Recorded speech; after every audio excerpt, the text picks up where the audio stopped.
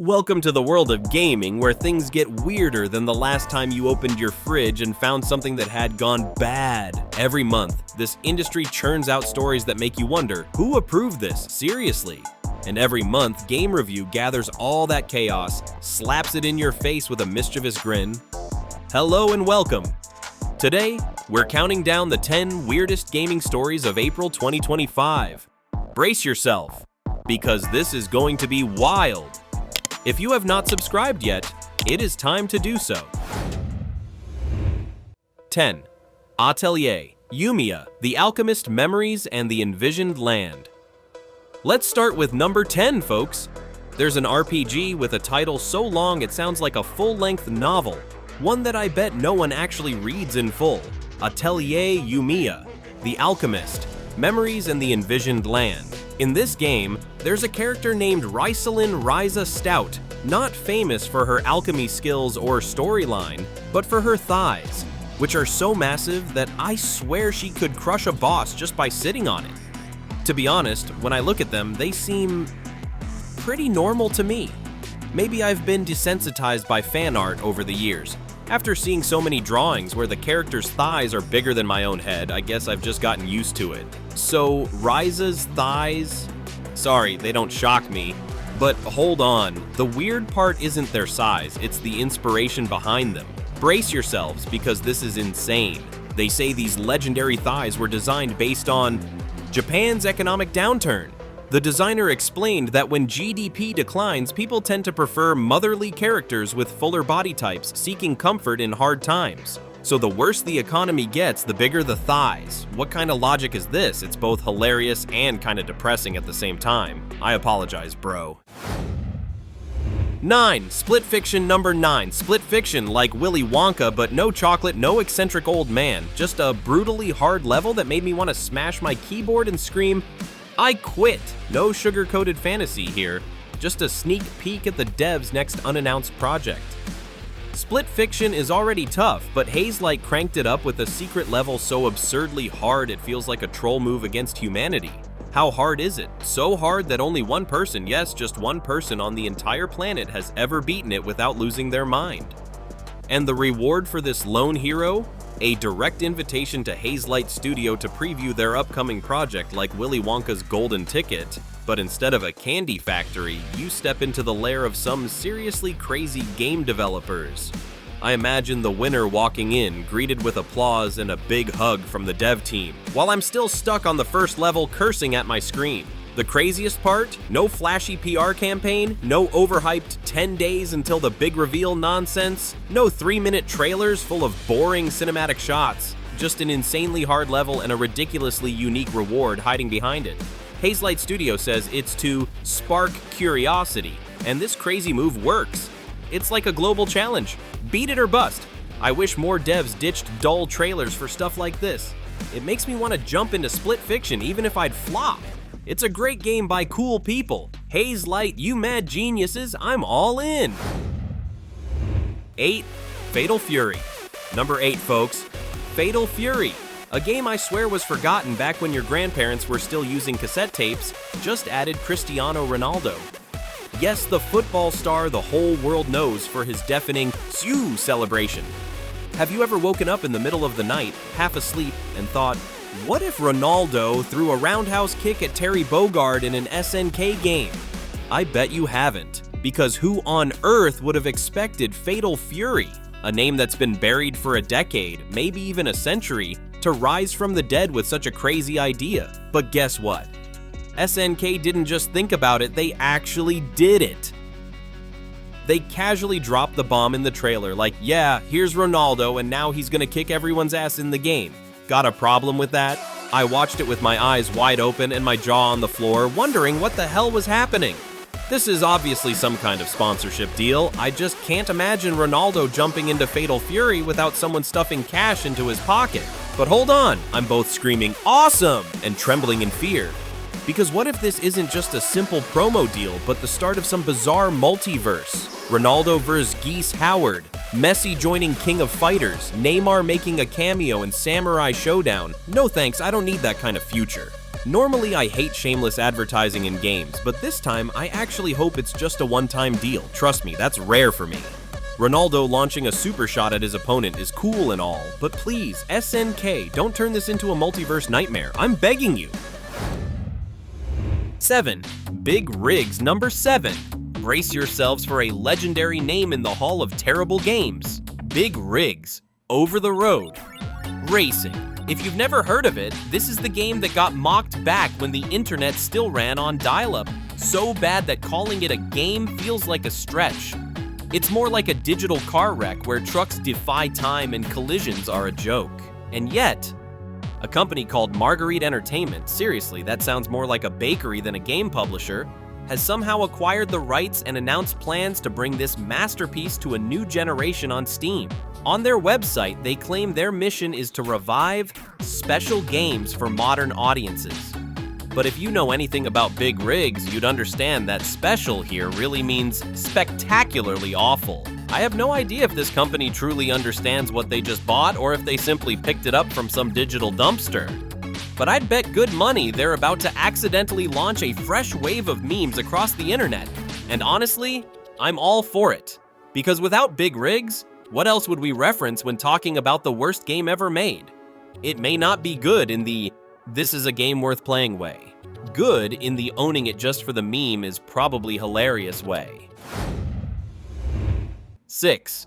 Tencent, the Chinese giant that I swear owns half the gaming industry by now, just threw an absolutely massive stack of cash at Ubisoft, basically saying, here's $1.25 billion, don't ask questions. They funneled that money into a brand new subsidiary spun off from Ubisoft, grabbing a 25% stake in this new company, which translates to around 10% of Ubisoft as a whole.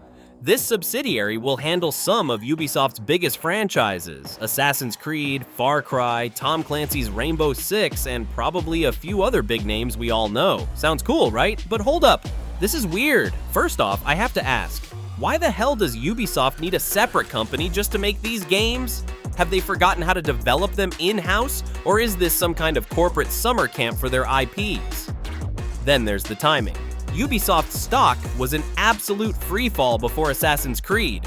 Shadows launched. Now, I'm no financial expert, but throwing $125 billion at a struggling company like this feels like buying a lottery ticket. Either you hit the jackpot or you lose it all.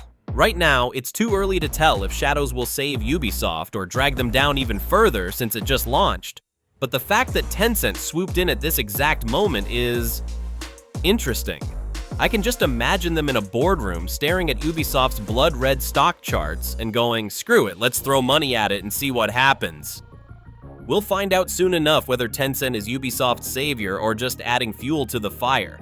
But for now, keep an eye on this one, because this whole thing smells like a bizarre mix of money and chaos, and I'm not even kidding. 5. Number 5, Masahiro Sakurai, the mastermind behind Smash Bros., usually as chill and lovable as your pet cat, suddenly dropped a statement that sent the gaming community into an uproar. He stood up, calm but firm, and told developers, "Stop Americanizing Japanese games, please." According to him, they should keep that Japanese craziness, the flying hair, the bizarre physics effects, and the kind of creative risks only Japanese games dare to take. You don't need to turn them into American-style games just to sell well overseas. It's that uniqueness that makes them special. I agreed so hard I wanted to stand up and clap. Japanese games succeed in the West not because they resemble Call of Duty, but because they're so different, you can't help but notice them. Have you ever seen a Western game where the protagonist wears a pink dress, wields a sword bigger than their body, and screams out life philosophies mid-battle? You haven't! Sakurai is absolutely right. Let Western developers copy the wrong things and let Japanese games stay as wild as they are. The strange thing is that he even needed to say this. I thought it was obvious. 4. Number 4. In Japan, a PS5 rental service has launched for just $6.56 for 8 days. Cheaper than the coffee you buy to stay awake at work, cheaper than the sandwich you grab in a rush when you're starving. The rental chain Geo, kind of like Gamefly but crazier, even offers free shipping both ways for first-time customers. Like they're saying, here, take the PS5, no questions asked, just play already. I swear, when I first heard this price, I thought I misheard. $6 minus 56 sticks? With that money, I can't even get a decent donut at Starbucks. But the catch, it's only for first-time renters. A brilliant loss leader move to pull you into their ecosystem. I bet after the first time the price goes up a bit, but it'll still be cheaper than buying a PS5 outright. Or maybe their plan is to get you addicted to the PS5 so you keep coming back to rent games forever. Either way, this strategy is genius. It makes me wonder why no one in the US is doing the same. Or maybe they're afraid Americans would just rent it, keep it, and resell it on eBay for twice the price? 3. Dying Light. It turns out that gamers do have limits, and that makes me as happy as opening Christmas presents. Dying Light released a special edition priced at $386,000. Yes, you read that right, nearly 400 grand for a single game. This edition came with parkour lessons, night vision goggles, and even a custom-built zombie-proof bunker. Sounds cool, right? But the result? Not a single person bought it. Techland confirmed they sold exactly 0 copies. And I couldn't be happier. I thought collector's editions with tiny statues, art books, and cheap tote bags were already pushing it, but Techland took it to a whole new mind-blowing level. I expected at least one filthy rich survivalist, the type who plays Xbox in a cabin in the woods, to jump on it. But nope. Even the craziest gamers have a breaking point. Gamers might drop $100 on skins, $200 on a gaming chair, but $386,000? No chance! And this proves one thing. We might be crazy, but not that crazy. And for that, I'm proud of this community. Anyway, other versions of Dying Light are on discount. Try it before you want to try the special version. 2. Doom: The Dark Ages. A game of blood, metal, and more blood. Doom. The Dark Ages doesn't care about logic, and ID Software just proved it again. In an interview, they said, "No coffin for Doomslayer waiting for Doom 2016, too boring." After Doom Eternal, The Ancient Gods Part 2 sealed him up. They're ditching that ending. Hugo Martin wants Slayer ripping demons apart in medieval chaos and beyond, saying, "More games, more shredding with anything we dream up." I'm nodding. Screw logic, just give me blood and metal, I'm in. It's not a tidy prequel, it's a full-on Doom renaissance across all eras. Bring the insanity.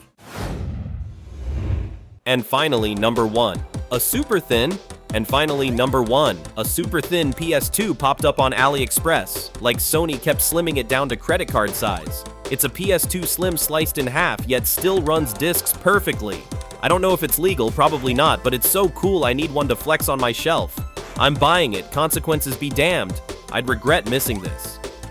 And that's it for this month, folks. 10 bizarre stories from the world of gaming that I hope made you laugh, surprised you, or at least made you want to pick up a controller. Drop a comment, let me know what you think of this madness. If you liked the video, hit that like button. If you haven't subbed yet, subscribe now. We're dropping new videos every single day and you don't want to miss out, I promise.